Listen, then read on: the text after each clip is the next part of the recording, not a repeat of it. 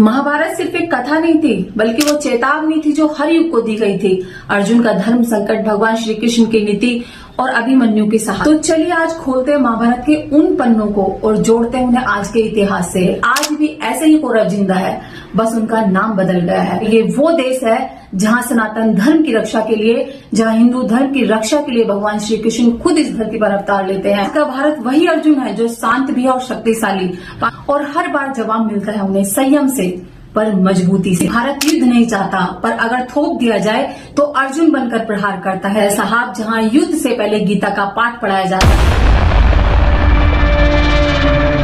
जब भी धरती पर अधर्म बढ़ता है, जब भी असत्य, छल, कपट, अहंकार और आतंकवाद अपना सर ऊपर उठाते हैं, तब इतिहास गवाह बनता है कि एक बार फिर से धर्म अपनी रक्षा के लिए, अपने अस्तित्व के लिए खड़ा हुआ है। महाभारत सिर्फ एक कथा नहीं थी, बल्कि वो चेतावनी थी जो हर युग को दी गई थी। अर्जुन का धर्म संकट, भगवान श्री कृष्ण की नीति और अभिमन्यु की शहादत, और इन सब में छुपा है एक अमर सत्य है। आज भारत बार बार आतंक के साए से टकराता है, पाकिस्तान चुप कर वार करता है, तो क्या ये आज का युग महाभारत का मैदान बन चुका है? तो चलिए आज खोलते हैं महाभारत के उन पन्नों को और जोड़ते हैं उन्हें आज के इतिहास से।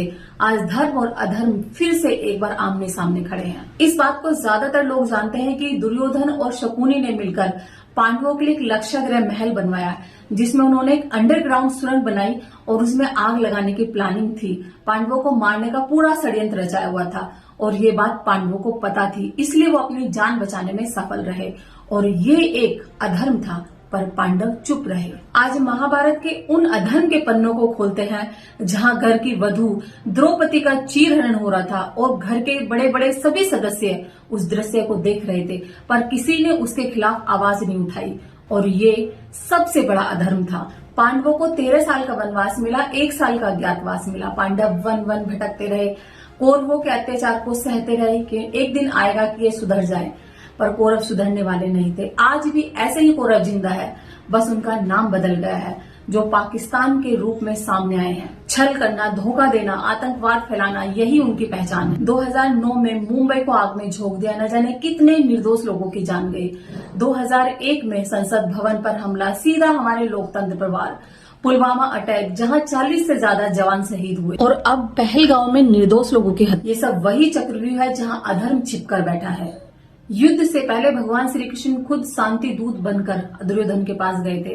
उन्होंने कहा था कि केवल 5 गांव दे दो, युद्ध नहीं चाहिए। दुर्योधन ने कहा, सुई की नोक के बराबर भी जमीन नहीं दूंगा। अहंकार, घमंड जब सर चढ़कर बोलता है तो विनाश होना तो तय होता है।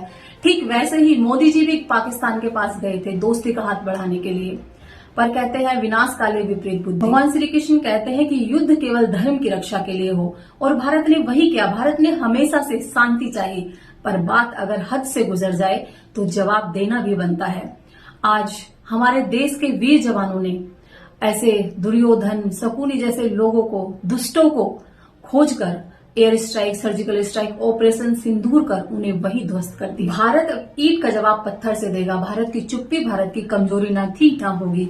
तुमने पहलगांव में मासूमों की हत्या कर दी, सुहागनों के सिंदूर को उजाड़ दिया। तुम्हें क्या लगा तुम सनातन धर्म को खत्म कर दोगे?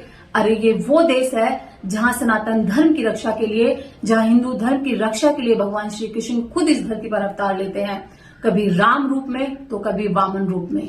तुमने पहलगांव में धर्म पूछकर मारा, हमारे देश की सिर्फ 2 बेटियों ने तुम्हें तुम्हारे देश में घुसकर मारा। महाभारत का संदेश साफ था, जो हर युग के लिए था, कि धर्म की रक्षा के लिए और देश की रक्षा के लिए अगर युद्ध आवश्यक है तो करो।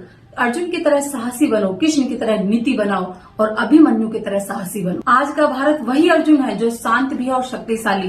पाकिस्तान वही दुर्योधन है जो छल करता है और अंत में हारता भी है। महाभारत में कृष्ण सारथी बने थे, आज वो प्रेरणा है हमारे हर जवान के हौसले के। महाभारत में अर्जुन ने शस्त्र उठाए थे धर्म की रक्षा के लिए, आज भारत मिसाइल उठाता है अपने देश की रक्षा के लिए। पाकिस्तान जैसे कौरव बार बार ललकारते हैं धर्मराज को, यानी कि मोदी जी को, और हर बार जवाब मिलता है उन्हें संयम से, पर मजबूती से। भारत युद्ध नहीं चाहता, पर अगर थोप दिया जाए तो अर्जुन बनकर प्रहार करता है, कृष्ण बनकर न्याय करता है। ये वो भारत है साहब जहाँ युद्ध से पहले गीता का पाठ पढ़ाया जाता है और युद्ध के बाद भी माफ करने का धर्म निभाया जाता है। भारत शक्ति भी है और भारत भक्ति भी है। जय हिंद, वंदे मातरम। वीडियो अच्छी लगे तो ज्यादा से ज्यादा शेयर करिए।